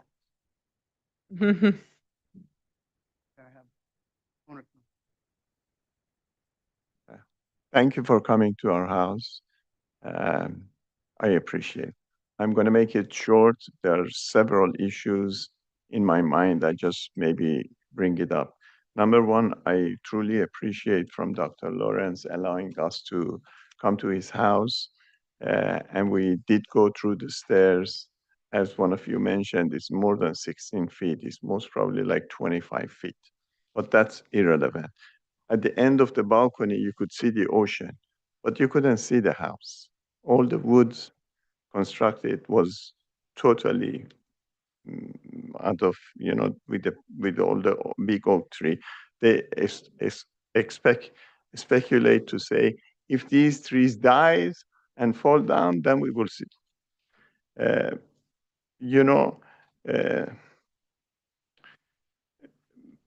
The reason for larger house, I wish you do not blame the architect. It's my fault. I have bigger family. We are like 14 people, 15 people.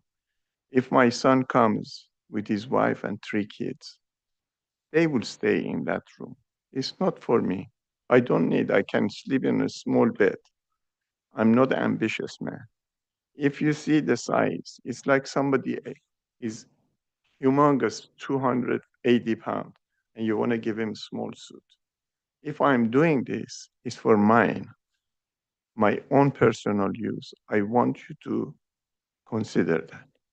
And another thing is to have the landscaping for past 12 years. Believe me, every trees, every roses, everything I planted myself. There was nothing there. I have pictures of when I purchased it. It was flat, weeds and garbage. So to bring a landscaper and say, how about we cut these trees and put something else to match the house? The size of the house, you want to make it smaller. I told Dr. Lawrence, please sit down with me because I know everything is orchestrated by him. I want to make him happy. I'm Jewish and I believe they say, respect your parents, love your neighbor. I love him. I respect him. I invited him to my house a few times that I had few people in my family there. It's the first time I went there. He has a beautiful house. It's good for 2 people. This is not meant to be for me. For past 12 years, I've been living there comfortably, but not being able to accommodate my children, my grandchildren. This is what I'm thinking. The house was built 60, 80 years ago for past generations. If I'm building it for me, maybe my children, I don't know how many more years I'm going to live, but at least my children can use the place, Okay. So don't blame the architect, please. Okay. Thank you for your response. I appreciate it. And the landscaping, I don't know. I'm a not difficult person, but when I cherish every tree and planted it, what can a landscape come and say? What? Plant more trees? There is no space. I wish you had more time to walk through downstairs, the 5 or 6 stairs to see. It's beautiful. The orange blossom, the smell of all the cherry trees, everything. It would have really change your mind about the landscaping. Thank you so much. I wish you have a nice weekend. All the best. Thanks. Okay, we are adjourned.